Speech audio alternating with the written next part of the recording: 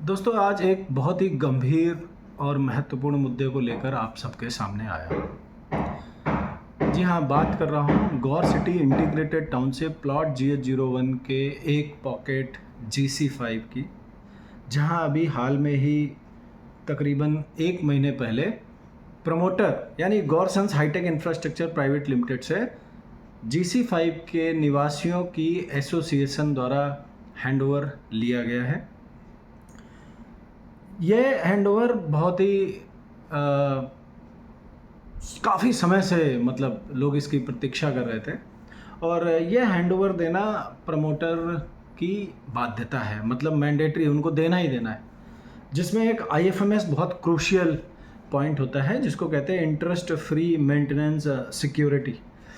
तो वो देना ही देना होता है और ये इंटरेस्ट फ्री मेंटेनेंस सिक्योरिटी हम क्या करते हैं कि जब हम फ्लैट का पोजेसन से पहले फुल एंड फाइनल का जब पेमेंट करते हैं, जिसके बेसिस पे प्रमोटर हमको NOC देता है और हम अपनी आगे की कार्रवाई फिट आउट पीरियड और हैंडओवर और वहाँ रहने के लिए एलिजिबल हो जाते हैं, तो अपनी कस्टडी में आ जाता है। तो IFMS बहुत इम्पॉर्टेंट फैक्टर है। IFMS की कैलकुलेशन होती है 25 रुपये प्रति स्क्वायर फिट, जो भी आपके फ्लैट का एरिया है उसमें 25 रुपये प्रति स्क्वायर फिट से आप मल्टीप्लाई करते हो, इतना पैसा आप ऑलरेडी प्रमोटर को दे चुके हो। तो ये IFMS जो हैंडओवर होता है, IFMS बहुत क्रूशियल होता है, इसके बारे में जानकारी होना ज़रूरी है।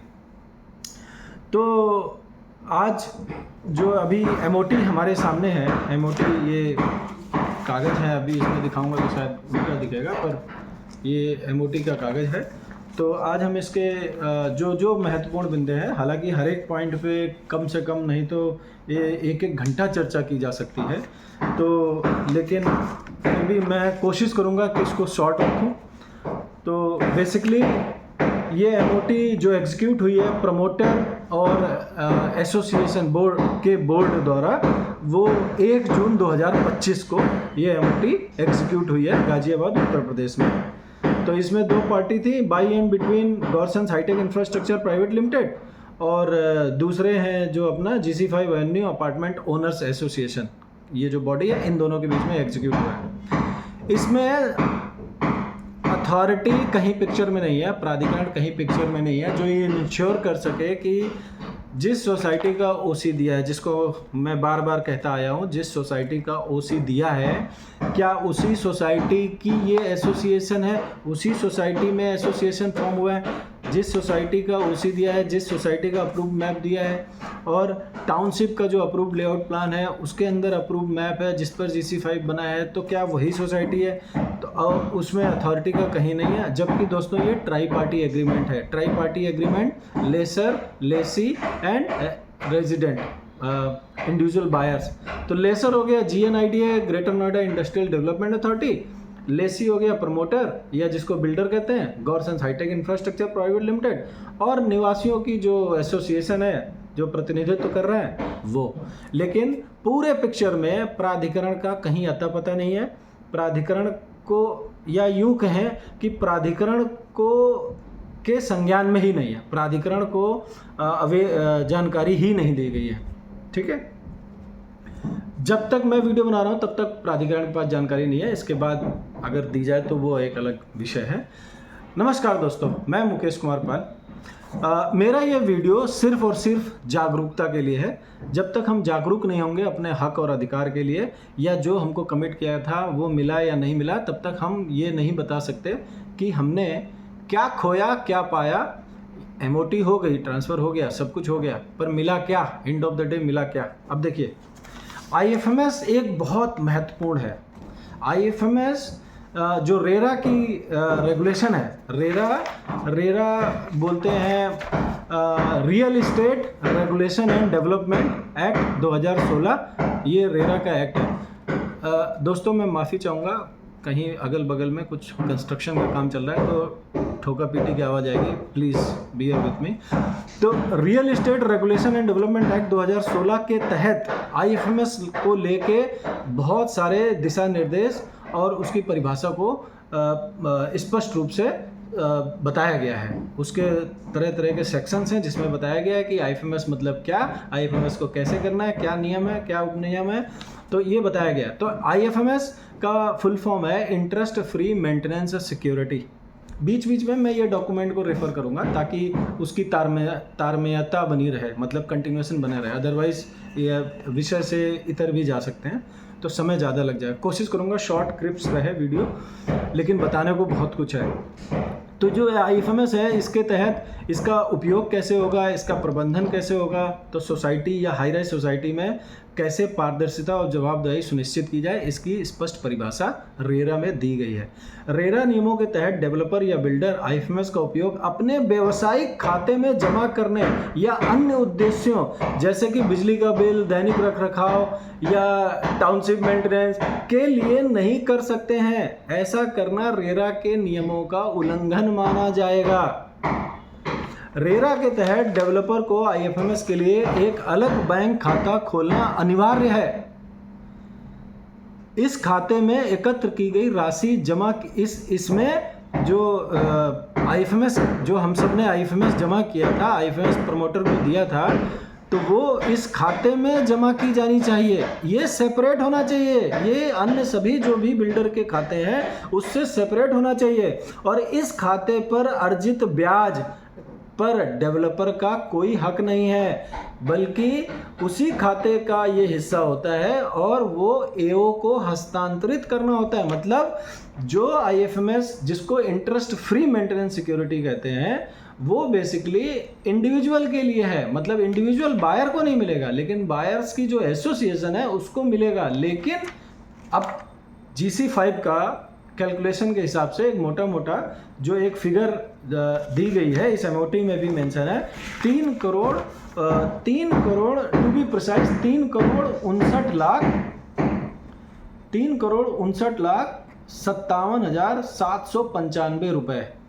3,59,57,795 ओनली। तो 3 करोड़ राउंड फिगर में करते हैं, तो 3 करोड़ आप 60 लाख मान लीजिए, 3 करोड़ 60 लाख की फिगर है जो कि आईएफएमएस का पैसा हुआ, ये मूलधन है। अब ये कब लिया गया था? ये पोजीशन से पहले लिया गया था, यानी कि 2014 या 15 के आसपास पोजीशन स्टार्ट हो गए थे। तो 2014-15 से दिया था। आज भी जो फ्लैट खरीदते हैं उसमें ये सब इनबिल्ट होता है, मतलब उसका वो होता है। तो 3 करोड़ 60 लाख मूलधन था। तो मूलधन, अब नियम ये कहता है कि जब भी 2/3 ऑक्यूपेंसी हो जाए या एसोसिएशन बन जाए तो प्रमोटर को आईएफएमएस का पैसा निवासियों की जो सोसाइटी है, एसोसिएशन है, उसको हैंडओवर कर दें, मूलधन हैंडओवर कर दें।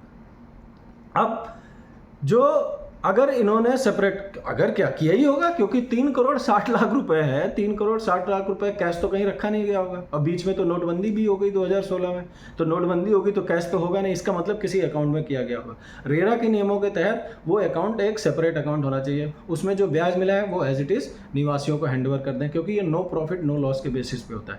प्रमोटर इसका ब्याज अपने उसमें किसी अन्य अकाउंट में नहीं डाल सकता। तो ये बात तो क्लियर है कि आईएफएमएस का पैसा एज इट इज़ निवासियों को देंगे, ठीक है। समय समय पे बहुत सारे अपने ही ज़िले, गौतम बुद्ध नगर में, नोएडा में या पंजाब में, ये जितने भी हाई राइज सोसाइटी हैं, वहाँ पे जो बिल्डर प्रमोटर ने आईएफएमएस का पैसा नहीं दिया है, तो वो कोर्ट के माध्यम से ब्याज के सहित वापस करने का नियम, 18% इंटरेस्ट साथ वापस करने का उन्होंने ऑर्डर किया है माननीय न्यायालय ने। तो आईएफएमएस के संबंध में ये था कि ये पूरा का पूरा पैसा वापस करना है, और अगर उन्होंने अकाउंट में रखा है, अच्छा, आईएफएमएस एक दीर्घकालिक फंड है। आईएफएमएस एक दीर्घकालिक फंड है, मतलब उसका जो रेगुलर जो मेंटेनेंस है उसकी एक्टिविटी के लिए इस्तेमाल नहीं कर सकते, ठीक है। ये जैसे सोसाइटी में एक बहुत बड़ी आपदा आ जाए, एकदम से लिफ्ट सारी ख़राब हो जाए, या कुछ रिक्रिएशन का कुछ बनाना है, एकदम से सोसाइटी में कुछ भी आकस्मिक चीज़ हो गई, ये एक कॉर्पस फंड होता है, इसलिए सिक्योरिटी के रूप में ये जमा किया जाता है ताकि समय आने पर इसका उपयोग हो। और उसका उपयोग के लिए भी निवासियों की जो उसमें परमिशन ली जाती है एओ बोर्ड द्वारा, और संबंधित विभाग को वो सूचना दी जाती है कि हम ये ऐसा करने जा रहे हैं, ठीक है। अब प्रमोटर ने जो हैंडओवर में आईएफएमएस का जो पैसा है 3,59,57,795 रुपये, उसमें से कई मद में पैसा काट लिया है। अगर मैं समराइज़ करूं तो लगभग मूलधन से, ब्याज तो छोड़ दीजिए। अब जो एसोसिएशन GC5 की एसोसिएशन बनी थी वो 2019 में बनी थी, दिसंबर 2019 में बनी थी, जो उसका एओ का रजिस्ट्रेशन है 9 दिसंबर 2019। तो 19 में जब रजिस्ट्रेशन हो गया तो एसोसिएशन तो 19 में बन गई। आज हम कहाँ बैठे हैं? 25 में, 2025 में, यानी 6 साल हो गए। तो 6 साल का आपको इंटरेस्ट, आपको मतलब प्रमोटर को इंटरेस्ट देना था, मूलधन के साथ इंटरेस्ट, लेकिन इन्होंने मूलधन को ही काट दिया, मूलधन को ही अलग अलग मद में काट दिया, जबकि एक हेड का पैसा दूसरे हेड में नहीं काटा जा सकता। अगर काटना है तो उसके लिए नियम है, उसके लिए संबंधित विभाग है, उसके लिए रेरा है, प्राधिकरण है, सोसाइटी रजिस्ट्रेशन एक्ट है, उनमें प्रॉपर आप उनसे अप्रूवल लेंगे, आप उनको कारण बताएंगे कि क्या ऐसा कारण है। लेकिन आप तो खर्च ही नहीं कर सकते, आप तो कस्टोडियन बनाए गए थे, और कि जब एसोसिएशन बनेगी तो आप एज इट इज उसको एसोसिएशन को हैंड ओवर कर लो, लेकिन प्रमोटर ने उसमें से काटा है, तो संबंधित विभाग इनसे मंजूरी लेनी पड़ेगी और निवासियों की सहमति बाकायदा मिनट्स में हो, मिनट्स ऑफ मीटिंग बनती हैं, निवासियों ने भी दी होगी, निवासियों के जो निवासियों की जो एसोसिएशन है, जो उनके रिप्रेजेंटेटिव हैं एओ बोर्ड, उनको परमिशन देनी पड़ेगी। तो क्या एओ बोर्ड ने, GC5 के एओ बोर्ड ने ये परमिशन दी है कि भाई आप IFMS से काट लीजिए? तो इन्होंने परमिशन दी है, तो इनको किसने परमिशन दी? ये भी तो कस्टोडियन है। GC5 के निवासियों के 1320 फ्लैट्स हैं, तो उसके कस्टोडियन है, ओनर नहीं है कि डिसीजन ले सकते हैं। मिनट्स होंगी, मीटिंग्स होंगी, संबंधित विभाग को सूचना करेंगे कि भाई प्रमोटर ये करना चाह रहा है, क्या वो कर सकते हैं? सामान्यतः नहीं कर सकते, पर उन्होंने करा है। तो 3,59,57,795 रुपए को ही मान लेते हैं, मूलधन को ही मान लेते हैं, मूलधन में ही काट लिया, तो ये मान लेते हैं ये 100% फंड था। तो इसमें से आपको जानकर हैरानी होगी कि लगभग 75% IFMS मूलधन से काट दिया गया है। सिर्फ कितना दिया गया है निवासियों को या निवासियों की एसोसिएशन के अकाउंट में? 25%। तो 25% कितना होता है? 3,59,00,000 में से 2,67,71,357 रुपए IFMS से काट लिया गया है। दिया कितना गया है? 91,86,438, जो कि कुल मूल्य का, कुल जो IFMS का सिर्फ और सिर्फ 25% है। 25%, 75% IFMS काट लिया गया। ये पहला पॉइंट है जिसमें बोला गया अमाउंट टू बी डिडक्टेड। तो अमाउंट टू बी डिडक्टेड इसलिए कह रहे हैं क्योंकि 1 जून को ये एग्रीमेंट बना था, तो आज हम जुलाई में है, तो ये काट लिया है। ठीक है, तो पहला अमाउंट काट लिया गया है। अब वो किस किस मद में काटा गया है? पहला, इन्होंने NPCL में, NPCL बोला गया है कि NPCL का जो कनेक्शन था वो सिक्योरिटी डिपॉजिट के रूप में 44,75,792 रुपए को काटा गया है। 44,75,792 रुपए को काटा गया है IFMS से, इलेक्ट्रिसिटी कनेक्शन की सिक्योरिटी डिपॉजिट जो NPCL को जाएगी। अब देखिए, हम सब ने जब हमने कनेक्शन लिया था तो पर KVA 5,000 रुपये हमने प्रमोटर को दिया था। बाय डिफ़ॉल्ट हर एक फ्लैट बायर के पास 5 KVA का ग्रिड का कनेक्शन है NPCL का। ठीक है, ग्रिड का कनेक्शन है जो NPCL की हम सप्लाई कंज्यूम करते हैं।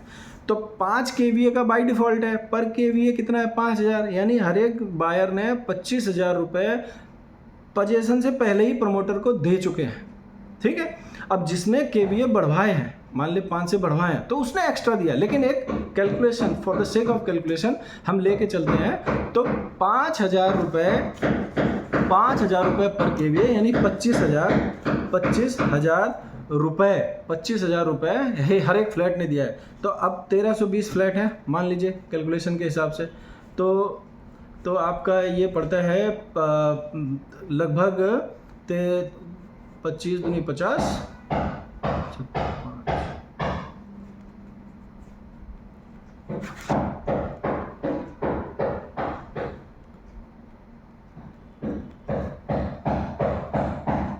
3, 1,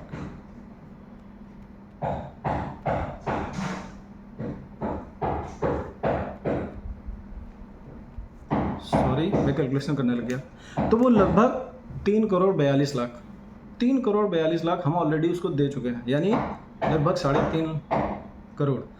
अब देखिए, हमको दिखा रहे हैं कि 44,75,000 रुपये लगता है NPCL से कनेक्शन के रूप में। 44,75 लगता है, 3,42,00,000 हम दे चुके हैं, 44,75,00,000 दिखा रहे हैं और 44,75,00,000 ये कह रहे हैं कि हम जब NPCL से आपका कनेक्शन होगा, मतलब अभी प्रमोटर के नाम पे कनेक्शन है, जब एसोसिएशन के नाम पे आएगी तो हमने ये आपका पैसा काट लिया सिक्योरिटी डिपॉजिट के रूप में। हम पैसा पहले से दे चुके हैं, ये फिर से काट लिया गया है, तो हम पे तो डबल मार हो गई, ट्रिपल मार हो गई। अब ये कहानी यहीं नहीं रुकती है NPCL पहले पॉइंट पे। अब देखिए NPCL का जो सैंक्शन लोड है, जो NPCL से, या कह दीजिए कि प्रमोटर ने जो सैंक्शन लोड हमको दिया है GC5 को, वो 1500 kVA का दिया है, जो ग्रिड का कनेक्शन है 1500 kVA का।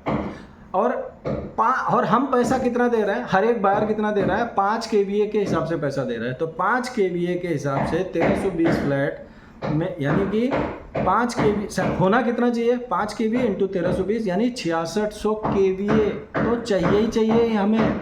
लेकिन अब हम कोई चीज़ 100% थोड़ी कंज्यूम करेंगे, तो कम से कम मतलब 70 से 80% में उसकी थ्रेशोल्ड हो जाएगी, यानी कि ये इससे कहीं ज़्यादा होना चाहिए। यानी कि अगर इसमें हम 25-30% बफर जोड़ेंगे तो ये लगभग 7 से 8 हज़ार kVA की क्षमता हमको या ग्रिड कनेक्शन GC5 को चाहिए, ताकि वो 1320 परिवारों को कर सके, क्योंकि किसी ने kVA बढ़वाया भी तो है। तो 1500 का सैंक्शन लोड है, हमसे चार्ज कितना लेते हैं, 6600 kVA का चार्ज लेते आए हैं। इसका एक लीडिंग केस है पॉकेट GC6/1 का, जो CGRF में कंप्लेन किया गया है, या CGRF ने करीब 4 साल बाद ऑर्डर किया है। उसमें श्री रंजीत सिंह जी ने बहुत महत्वपूर्ण भूमिका अदा की है। रंजीत सिंह जी, कृष्ण मोहन अग्रवाल जी, इन्होंने, मतलब आप सोचिए 2021 में माननीय CGRF के पास केस गया है, जिसमें पार्टी बनाई गई है NPCL को, पार्टी बनाई गई है प्रमोटर को, पार्टी बनाई गई है IP स्टेट को। तो वो लगभग 4 करोड़ से ऊपर आ रहा है जिन्होंने एक्सेस ले लिया है।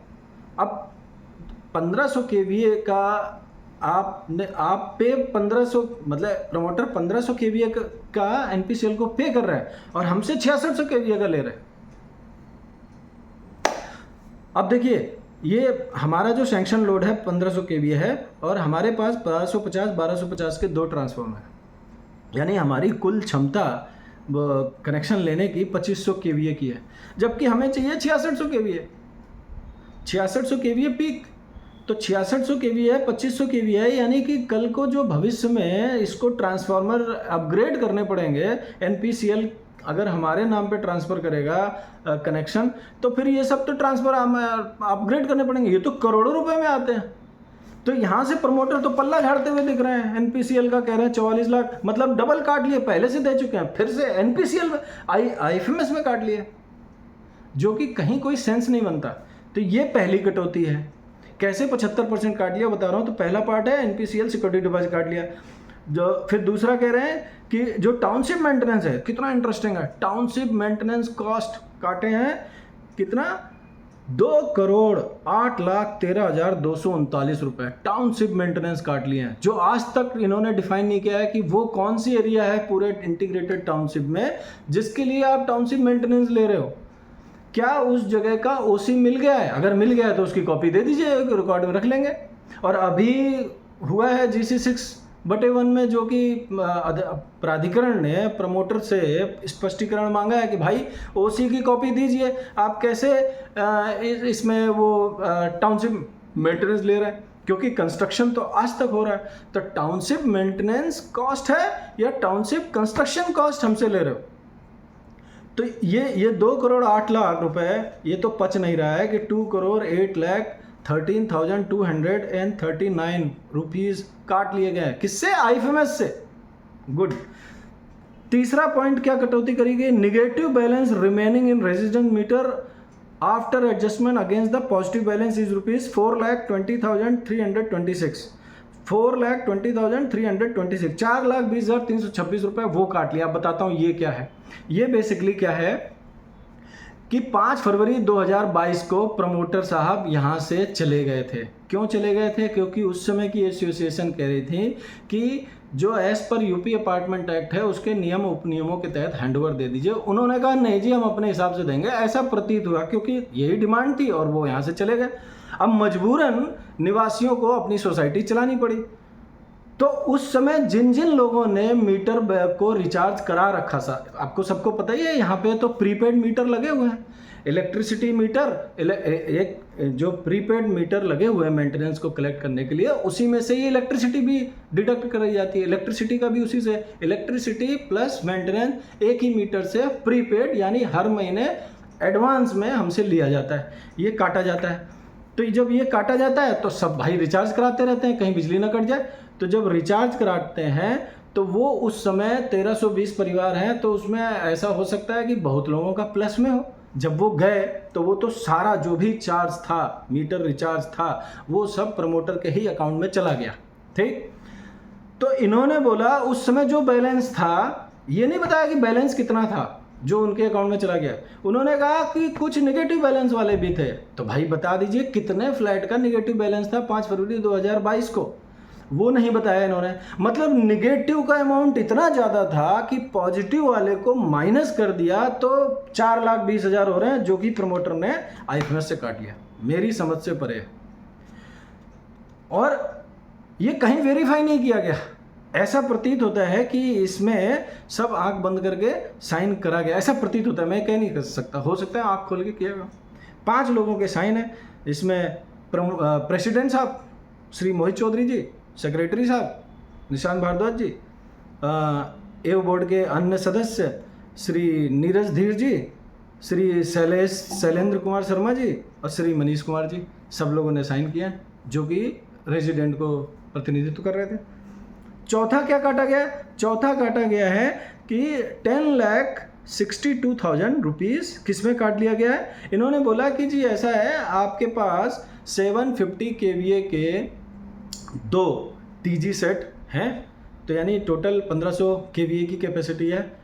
हम आपको कहते हैं 2-2 हज़ार, 1-1 हज़ार के 2 यानी 2000 kVA का DG दे देते हैं। उसके बदले में हम आपसे 10,62,000 रुपये चार्ज करते हैं और इसको भी आईएफएमएस से काट लिया। अब देखो इन्हीं का डॉक्यूमेंट है जिसमें जो इसमें एनेक्सर और इनक्लोजर के रूप में एमओटू के साथ दिया गया है। तो उसके मुताबिक जो GC5 में है वो DG सेट की डिटेल्स ये है, मतलब ये होना चाहिए क्योंकि सब चीज़ों के नियम है। बाय डिफ़ॉल्ट 1 kVA का सबको दिया गया है कनेक्शन, DG का बैकअप, पावर बैकअप का 1 kVA का, जिसने अपग्रेड करवाया उसका ज़्यादा होगा, तो यानी उसी के हिसाब से टोटल कैपेसिटी निकाली जाएगी। तो 1320 फ्लैट है, यानी 1320 तो kVA चाहिए, लेकिन ये तो 100% है। तो इससे क्या होता है कि 30-40% बफर होता है। तो यानी वो 1300 kVA जिन्होंने बढ़वाए हुए हैं तो वो कुछ बफर जाके 50-60% बफर होगा, क्योंकि कोई भी जिसकी कैपेसिटी जितनी होती है उसका 60-70% ही थ्रेशोल्ड माना जाता है, उसके ऊपर तो वो धुआं फेंकने लग जाएगा। तो इस हिसाब से इन्होंने बताया कि भाई आपके यहाँ 600 के 2 kVA, 600 kVA के 2 DG, 750 का 1 DG और 500 kVA का 1 DG, यानी टोटल ये हो गया 2450 kVA की प्रोविज़न है GC5 के लिए। 2450 kVA का DG सेट डिटेल्स ये प्रोविज़न है, ये इनक्लोजर 5 में लिखा हुआ है, इतना प्रोविज़न है। ये कह रहे हैं 1500, एग्रीमेंट में लिखे हैं 1500 था, 2000 कर रहे हैं, तो उसके बदले में 10,62,000 हम काट लिए। जबकि करना कितना था, इनको देना कितना था? 2450 kVA, राउंड फिगर में 2500 kVA का देना था। तो भैया तुमने 10,62,000 जो काटे हो वो वापस करो, प्लस ये जो 500 kVA एक्स्ट्रा है 2000 के बाद 2450, यानी 450 kVA और 500 kVA रेट ऑलमोस्ट सेम ही होगा, ठीक है, उतना डिफरेंस नहीं होता। तो 2500 kVA होना चाहिए था, 2000 दिए हो, एहसान जता के उसमें 10,62,000 काटे हो। तो भाई 10,62,000 प्लस 10,62,000 जो कि और था, तो ये 21,24,000 का लॉस हो गया। 21,24,000 आप हमको वापस करिए, आपने काटा है ज़बरदस्ती का। तो ये 4 चीज़ें आईएफएमएस में काट ली गई। ये 4 चीज़ें मिलके जो मैं अमाउंट बता रहा था वो हो जाता है आपका 2,67,71,357 रुपये। इन्होंने आईएफएमएस 3,59,57,000 3,59,57,795 रुपये से काट लिया। तो हमको 91,46,000 86,438 रुपये कुल IFMS का पैसे दिए। ठीक, अब गुमराह कैसे करते हैं, मतलब 25% ही मिला है, 75% मूलधन भी काट लिया, मूलधन से काट लिया। अब इन्होंने बोला to be added, amount to be added IFMS में, तो वो IFMS में नहीं ऐड कर रहे हो, वो अलग से फाइनेंस है। IFMS में से तो आपने काटा है, अब क्या ऐड किया है, आपने बोला total amount collected by company towards, अच्छा AO मेंबरशिप फीस, तो AO मेंबर फीस तो अलग थी, सब ने 1,000 रुपये, जो बायर्स हैं 1,000 रुपये पर फ्लैट AO मेंबरशिप फीस दी थी, वो तो उन्हें वापस करनी है। तो जो पहला चुनाव कराने की जिम्मेदारी प्रमोटर की होती है, पहला चुनाव कराने की जिम्मेदारी प्रमोटर की होती है, अथॉरिटी की देख रेख में होता है, अथॉरिटी सुनिश्चित करती है जिसका OC उन्होंने दिया है उसी जगह का हो रहा है, और फिर रजिस्ट्रेशन होता है, सोसाइटी रजिस्ट्रेशन एक्ट के तहत डिप्टी रजिस्ट्रार के थ्रू इसको रजिस्ट्रेशन कराया जाता है। रजिस्ट्रेशन में उस AOA का एरिया लिखना जरूरी है, क्यों, एज पर एक्ट एक प्लॉट में एक एसोसिएशन बनेगी। अब यहाँ तो 8 रेजिडेंशियल पॉकेट्स हैं प्लस कॉमर्शियल हैं, ऐसा नहीं हो सकता कि एक प्लॉट में कुछ जगह तो एसोसिएशन है, कुछ जगह बगैर एसोसिएशन के, उसी में 65% FAR है और 35% नॉन FAR है। ये एफिडेविट में लिख के दिया गया है प्रमोटर द्वारा माननीय हाई कोर्ट को। ठीक है, तो अब इन्होंने AO मेंबरशिप फीस, अब 1320 फ्लैट हैं, तो 1320 इंटू 1,000 करेंगे तो ये लगभग 13, मतलब आप मोटा मोटा करेंगे तो 1320 इंटू 1,000 तो लगभग 13,20,000 कुछ आएगा, राइट, 13,20,000 कुछ आ जाएगा। अब ये हमें वापस कर रहे हैं 13,05,000, यानी जो पहला इलेक्शन कराने में प्रमोटर ने सिर्फ 15,000 रुपये खर्च किए। ठीक है, अब जो अभी इससे पहले जो चुनाव हुआ है उसमें डिप्टी रजिस्ट्रार साहब इलेक्शन कराए थे, तो उन्होंने एक प्रिसाइडिंग ऑफिसर फिशरीज डिपार्टमेंट से दिए, तो वो जो प्रिसाइडिंग ऑफिसर थे फिशरीज डिपार्टमेंट के, वो डिप्टी रजिस्ट्रार की देख रेख में 98,000 रुपीज़ कैश लेकर चले गए यहाँ चुनाव कराने के लिए। मतलब जब प्रमोटर ने चुनाव कराया था 15,000 खर्च आया था, 98,000 ले गए और चुनाव तो हुआ ही नहीं था, वो पैसा आज तक वापस भी नहीं किया गया। देख रहे हैं कितनी सारी मार निवासियों की गाढ़ी कमाई पे पड़ रही है। चलो ये 13,05,000 इन्होंने वापस किया है, और फिर इसके बाद maintenance charge payable to the company with respect to apartment, मतलब दूसरा पॉइंट है जो अमाउंट कह रहा है ऐड किया जा रहा है कि वो जो फ्लैट जो प्रमोटर के ही कंट्रोल में है, यानी जो उनके अभी सेल आउट नहीं हुए हैं, उसकी मेंटेनेंस वो देंगे। लेकिन इन्होंने लिखा नहीं है कितनी है। जहाँ तक मेरी जानकारी है कि 3 ऐसे फ्लैट हैं जो अभी प्रमोटर के हैं, जो कि अभी यहाँ बिके नहीं है, तो अब उनकी तो मेंटेनेंस डे 1 से देंगे, डे 1 से देंगे, जब से यहाँ से लोगों का इन्होंने रजिस्ट्री स्टार्ट कर दी थी, रजिस्ट्री दे दी थी या OC मिल गई थी, तो वो मेंटेनेंस देंगे आज तक। ठीक, तो अब वो कितना अमाउंट है वो नहीं लिखा गया है जो एडेड है। तीसरा जो इन्होंने ऐड किया है वो लगभग 10,68,000 यानी 10,68,898 ओनली, 10,68,898 रुपये। ये किस उसमें है, इलेक्ट्रिसिटी चार्जेस। अच्छा, जब 5 फरवरी 2022 को ये लोग चले गए थे, प्रमोटर चले गए थे, तो उस समय का जो NPCL को आउटस्टैंडिंग बैलेंस था, तो यहाँ की एसोसिएशन ने पे किया था NPCL को डायरेक्ट, ये इस डर से कहीं वो NPCL का कनेक्शन ना काट दें क्योंकि आउटस्टैंडिंग है, जबकि वो कनेक्शन प्रमोटर के नाम पे था, पर फिर भी निवासियों के भलाई के लिए उन्होंने दिया, तो ये 10,68,000 वो इसमें वापस कर रहे हैं। ये सब IFMS नहीं है ना, तो IFMS को ये मत बताइए कि मुझे तो इतना मिला है, मिला आपको IFMS का उतना ही है, 91,86,438। तो ये इन्होंने जो ऐड दिया है प्लस एक और अमाउंट दिया है इस पर TDS, 68,338 रुपये का TDS, ये 4 आइटम इन्होंने दिया। तो ये कितना दिया है जो अलग से दिया है, वो 24,42,236 रुपये दिया है। लेकिन उसमें भी ये घालमेल है, जिसमें इन्होंने बताया कि जो फ्लैट इनके कब्जे में है वो कितना अमाउंट है वो तो इसमें है ही नहीं, वो लिखा ही नहीं है, कुछ भी नहीं लिखा उसका। ठीक है, तो अब इन्होंने बताया कि कितना इन्होंने दिया है। अब उसी को ये 24,42,000 को वो जो IFMS का जो लेफ्ट ओवर फंड था 91,86,430 जोड़ दिया, तो वो लगभग 1,16,28,674 रुपये जो है वो एसोसिएशन को दे दिया है। तो पहले एक 40 लाख की चेक दी है, फिर दूसरी 40 लाख की चेक दी है, तीसरी 36,28,673 की चेक दी है। तो ये टोटल मिला के 1,16,28,000 है। तो इन्होंने कहा भाई हमने IFMS का 1,16,28,674 दिया है। नहीं, आपने 91 लाख ही दिया है। 91,86,000 राउंड फिगर में 92 लाख ही दिया है आपने IFMS। 3,59,57,000 था राउंड फिगर में, 3,60,00,000 था, तो 3,60,00,000 में आपने 92 लाख ही दिए हैं। वो तो अलग चीज़ है, वो तो AO मेंबरशिप फीस है, जो इलेक्ट्रिसिटी निवासियों ने NPCL को दी थी वो आपने रिफंड करी, उसका TDS किया है, बाकी तो आपने बताया नहीं। तो ये तो रहा फाइनेंशियल का, ठीक है। तो आपने देख लिया कि IFMS हमें सिर्फ और सिर्फ 25% मिला है मूलधन का, ब्याज तो टाइम फेस, ठीक। उसके बाद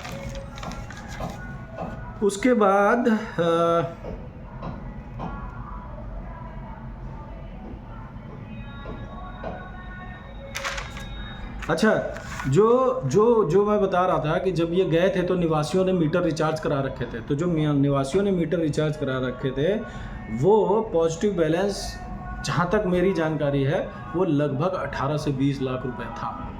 GC5 जो उस समय रिचार्ज कराते थे, तो प्रमोटर या IP स्टेट जो उस समय की एजेंसी थी जो सोसाइटी का रखरखाव करती थी, उनके अकाउंट में लगभग 18 से 20 लाख रुपए था, ठीक है।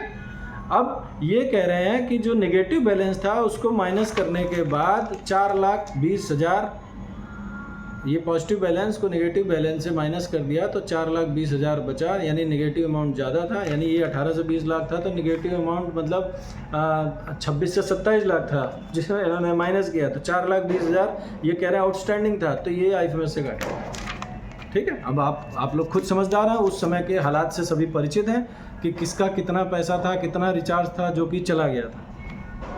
और ये उस समय के AO के लेटर जो उन्होंने भेजे थे प्रमोटर को, अथॉरिटी को, वो आपको मिल जाएगा। तो ये ऑन रिकॉर्ड है कि उस समय पॉजिटिव बैलेंस कितना था, ठीक है। निगेटिव बैलेंस वो बताया नहीं आज तक, निगेटिव बैलेंस तो बताया नहीं, ठीक है।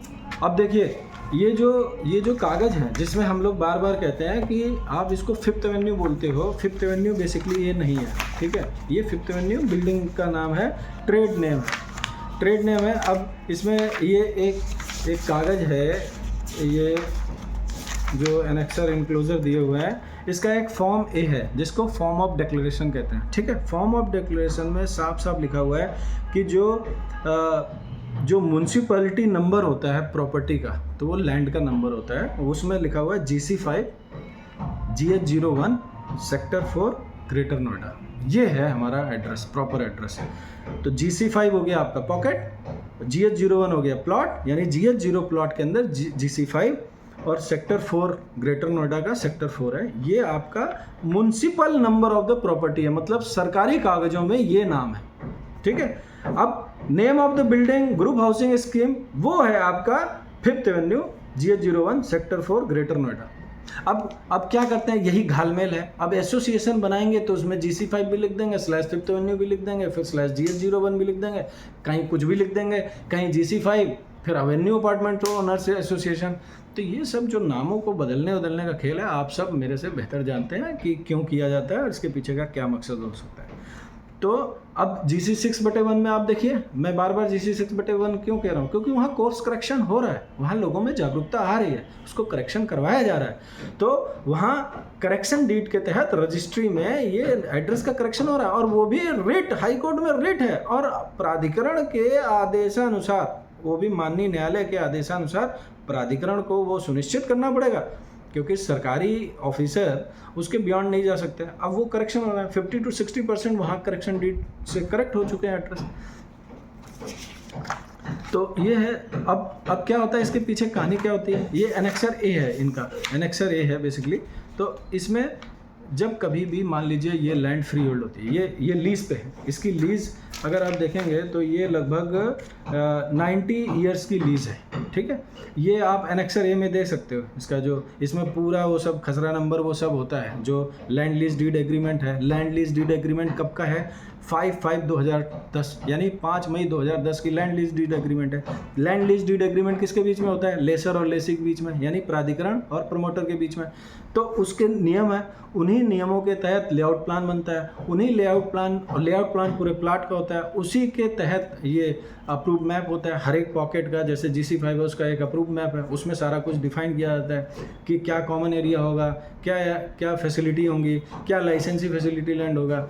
ठीक है, अभी लाइसेंसी फैसिलिटी लैंड पे बात करेंगे। तो ये 90 ईयर्स का है। मान लीजिए सरकार की कोई पॉलिसी बदलती है तो क्या होता है, जो लीज्ड प्रॉपर्टी को फ्री होल्ड में कन्वर्ट किया जाता है। तो बिल्डिंग नहीं होती है फ्री होल्ड, एसोसिएशन बिल्डिंग की है और इसमें एड्रेस बिल्डिंग का लिखा हुआ है, ठीक है, हाउसिंग सोसाइटी का लिखा हुआ है।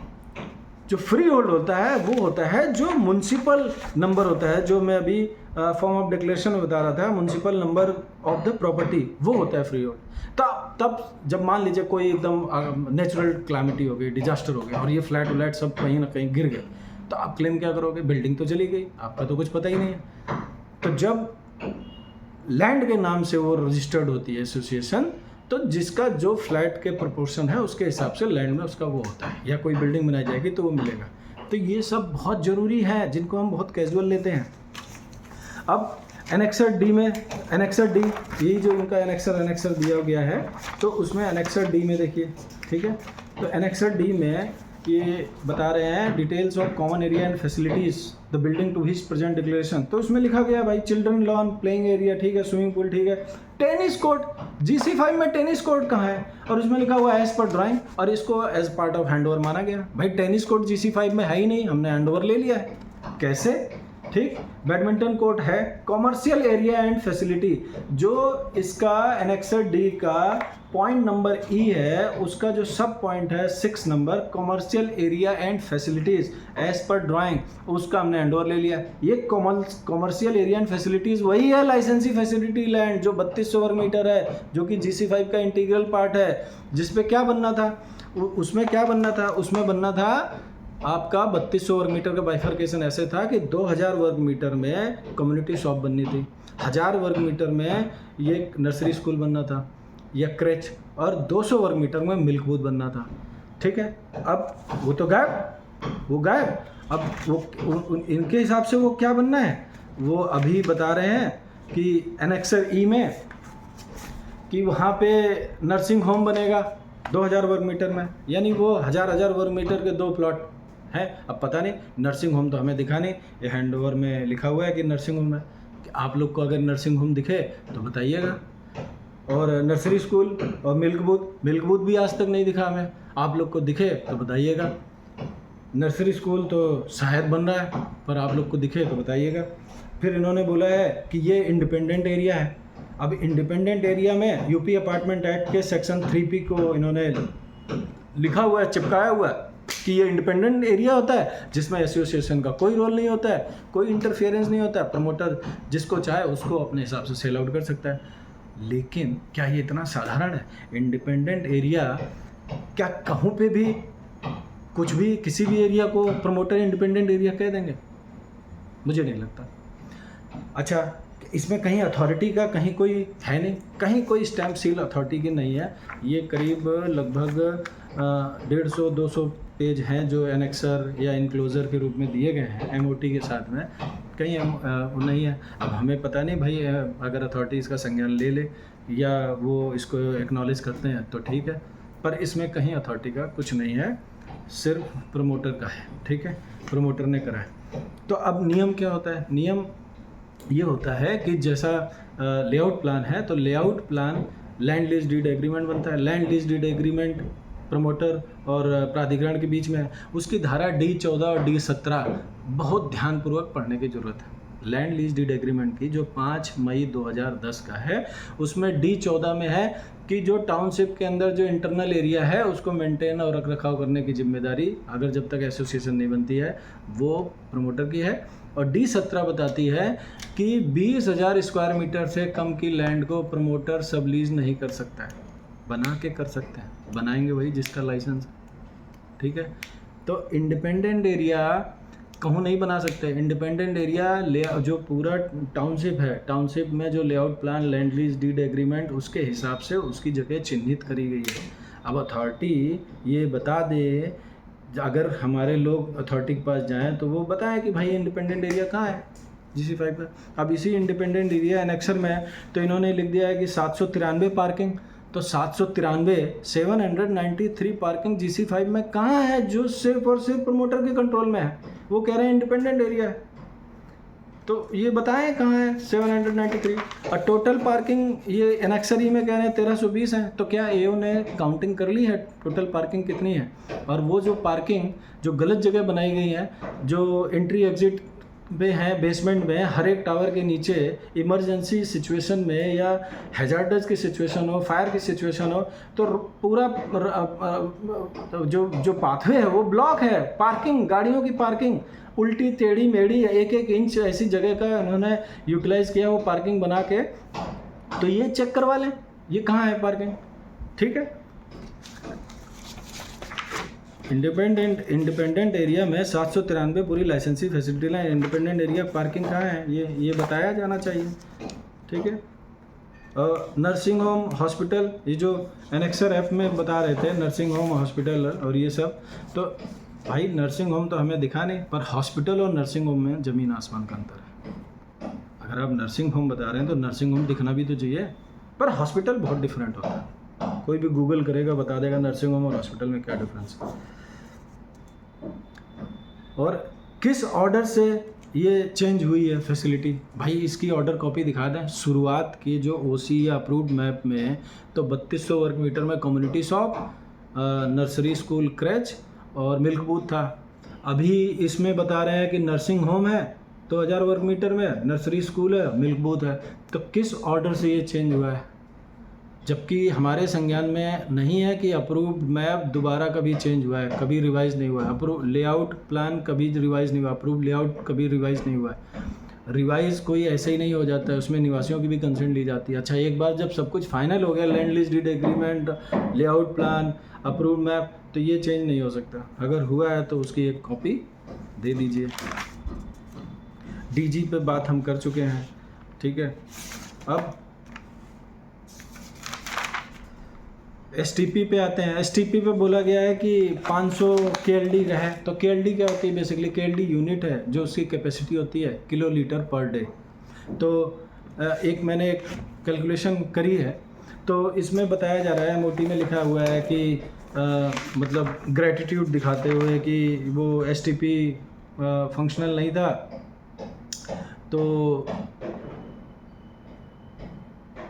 STP फंक्शनल नहीं था, तो उसको जब 5 फरवरी 2022 को गए तब तक चल रहा था, और हमने तो आज तक नहीं देखा। अगर ये चल रहा था, फंक्शनल था, तो उसकी कॉपी दे दीजिए कि कितना लीटर पानी वहाँ प्रोसेस होता था, जो रीयूज़ होता था, क्या क्षमता थी और एक्चुअल में क्या क्षमता होनी चाहिए थी। तो अगर आप एक फॉर एग्जांपल मान लिए STP की कैलकुलेशन कैसे करी जाती है, मैं गलत हो सकता हूँ, आप लोग भी चेक करिए और बताइएगा, मैं करेक्ट करने के लिए तैयार हूँ।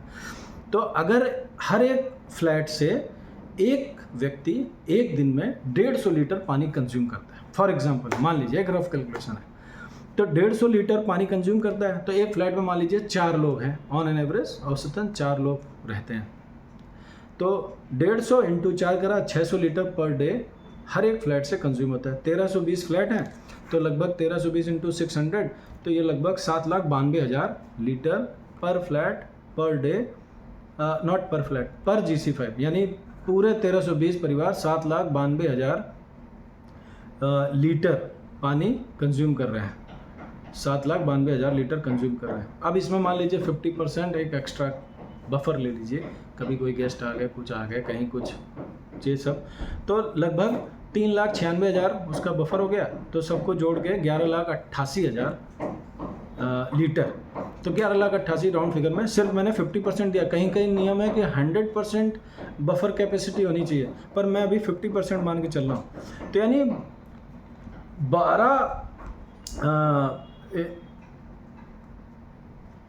12 लाख, सॉरी मैं ये गलत कह रहा था, वो 7,92,000 था, 3,96,000 50% बफर, तो 11,88,000, तो 11,88,000 को राउंड फिगर में मान लीजिए, तो 12 लाख 12 लाख लीटर।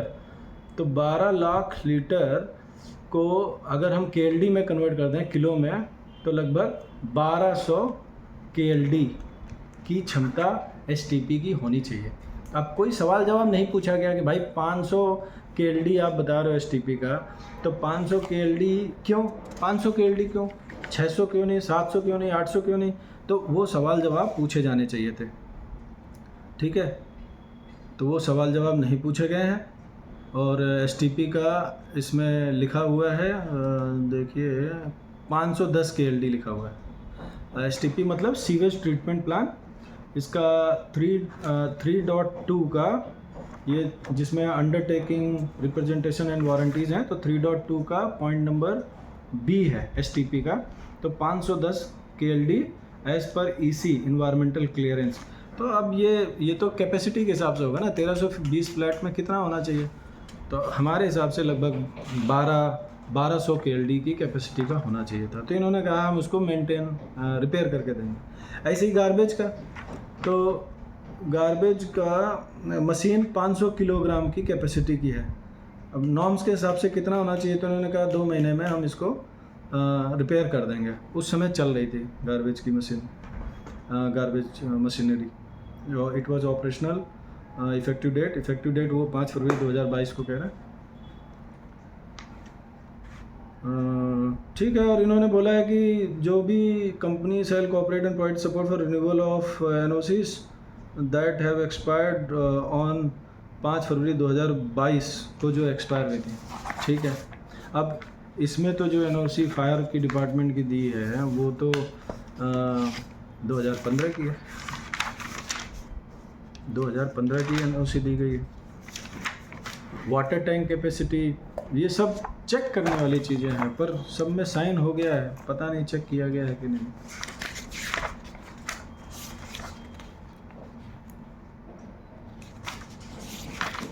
अच्छा, इसमें जो GC5 का एरिया दिया हुआ है, इसमें हर एक ब्लॉक के नंबर ऑफ़ फ्लैट्स, उनकी हाइट, उनका क्या एरिया है, वो सब लिखा गया है।